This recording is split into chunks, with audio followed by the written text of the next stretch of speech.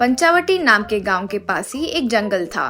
उस जंगल में एक जमाने में ब्रिटिश वालों का बनाया एक रेलवे ट्रैक हुआ करता था। वो उस जमाने में पर्यावरण के लिए हानिकारक है, ये साबित होने की वजह से वहाँ पर रेलगाड़ी का चलना निषेध कर दिया गया था। तब से रेलवे ट्रैक पर बड़े बड़े पेड़ पौधे सब उगने लगे। जानवर भी उस ट्रैक पर घूमते थे। उसी ट्रैक पर एक बड़ा सांप का बिल भी था। उसमें नाग देवता रहते हैं, ऐसे वो गांव के लोगों का मानना था। लोग आकर उस नाग के बिल के सामने नारियल फोड़कर भक्ति से नमस्कार करके जाते थे। पंचावटी नगर में भिक्षु नाम का एक आदमी रहता था। भिक्षु एक ऑटो चलाते हुए जिंदगी गुजारता था। वो नाग देवता का भक्त था। हर दिन वो सांप के बिल के पास आकर पूजा करता था। एक बार वो पेपर पढ़कर हैरान हो गया था। बगल वाले आदमी से, ये क्या भाई, इस पुराने रेल ट्रैक पर फिर से ट्रेन चलाने वाले हैं, ऐसा खबर लिखी गई है, ये सच है क्या? यूं कहा। तब वो, हाँ रे भिक्षु, तब ब्रिटिशर्स हमारे धन को लेकर जाने के लिए ये सबसे करीब रास्ता है, इसलिए सारे नियम के खिलाफ जंगल के बीच से रेलवे ट्रैक डाले थे। आजादी मिलने के बाद हमारे लोग उसे इस्तेमाल करना बंद कर दिए, लेकिन अब हमारे नायक भी खुद स्वार्थ से इसे फिर से इस्तेमाल करने का प्रयत्न कर रहे हैं।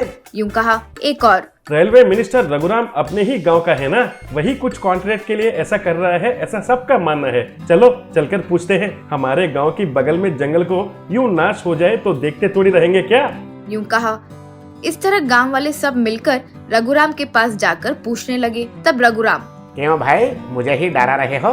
गाँव वाले हो सोच कर छोड़ रहा हूँ, वरना सबको जेल में डाल सकता हूँ। गेट आउट कहकर चिल्लाया। भिक्षु नाग के बिल के पास आकर, माँ नाग देवता, हमें माफ करो, हम आपको बचा नहीं पा रहे हैं। यूं दुखी हो रहा था। तब नाग देवता बिल से बाहर आई। वो आदि नाग के रूप में और आदि इंसान के रूप में थी। नाग देवता, बेटा, जो होने वाला है मुझे पता है, लेकिन बचपन से मैं ज्यादा दूर नहीं जा सकती। ये मेरी स्थिति है क्योंकि मेरे सर पर जो नागमणि था उसे किसी राक्षस ने चुरा लिया। वो मुझे मिलने पर ही मेरी पूरी शक्ति वापस मिलेगी, लेकिन उसके पास जाने का साहस कौन करेगा बताओ? यूं बोली भिक्षु। मैं करूँगा माँ, बोलो वो कहाँ रहता है? यूं कहा। तब नाग देवता राक्षस का पता बताई। भिक्षु दिन रात जंगल में रेगिस्तान में चलते चलते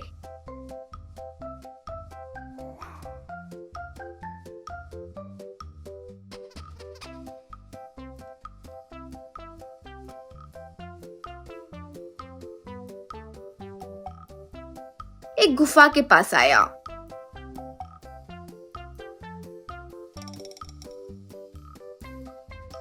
अंदर देखा तो राक्षस खुराटे भरते हुए नींद में था। उसके बगल में ही हीरा था। भिक्षु धीरे से जाकर उस हीरे को लेकर गुफा के बाहर आ ही रहा था कि राक्षस जाग गया। राक्षस, अरे वो इंसान, कौन हो तुम? मेरे गुफा में आकर मेरे हीरे लेकर जा रहे हो? इतनी हिम्मत, तुम्हें अभी खाकर मार दूंगा, कहकर भागते हुए आ रहा था। भिक्षु इधर उधर देख रहा था तो गुफा के आगे एक बड़ा सा पत्थर था। उसके नीचे एक छोटा सा पत्थर रखा हुआ था। भिक्षु तुरंत उस छोटे पत्थर को बगल में खींचने से बड़ा पत्थर लुढ़कते लुढ़कते गुफा के आगे आकर गिर गया। इससे राक्षस अंदर ही रह गया। भिक्षु लाए हीरे को नाग देवता सर पर रखते ही उन्हें अपनी शक्ति वापस मिल गई। ट्रेन शुरू होने वाला था तो रघुराम रिबन कट करके झंडा हिला रहा था, तो लोग अनशन कर रहे थे। पुलिस वाले उन्हें रोक रहे थे। फिर रघुराम ट्रेन में बैठकर निकल पड़ा।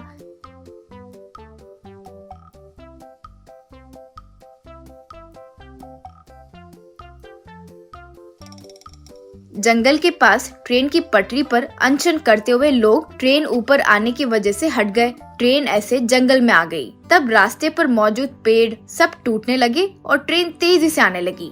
ठीक नाग के बिल के पास आने की वजह से नाग देवता बाहर आकर हाथ आगे रखी। बस ट्रेन एकदम वहीं रुक गई। इतने में लोग वहां आए। रघुराम भी नाग देवता को देखकर डर गया। तब नाग देवता फूंकने लगी तो उनके मुंह से आग निकलकर रघुराम को छुआ। रघुराम, माँ, मुझे कुछ मत करो, मैं हाथ जोड़ता हूँ, मुझे छोड़ दो, मुझे माफ कर दो माँ। यूं कहा नाग देवता। क्यों रे स्वार्थी कहीं के, लोग तुझ पर यकीन करके नायक बनाएंगे तो ऐसे नीच काम करोगे? तुम्हें घूस दिया तो उस कॉन्ट्रैक्टर को फायदा हो, इसीलिए ये रेल ट्रैक को वापस शुरू करोगे? यहाँ मौजूद जंगल जानवर इन सब का क्या होगा, इसे तुम्हें कोई लेना देना नहीं है। चुपचाप इसे बंद करो, वरना मैं तुम्हारे ऊपर बदला लूंगी, तुम्हें और तुम्हारे परिवार को नरक भेज दूंगी, ध्यान रहे, यूं बोली। इससे रघुराम हाथ जोड़कर मान गया। ट्रेन में वैसे ही पीछे चला गया। शाम के बिल को बचाने के लिए नाग देवता भिक्षु को बहुत सारा सोना दी।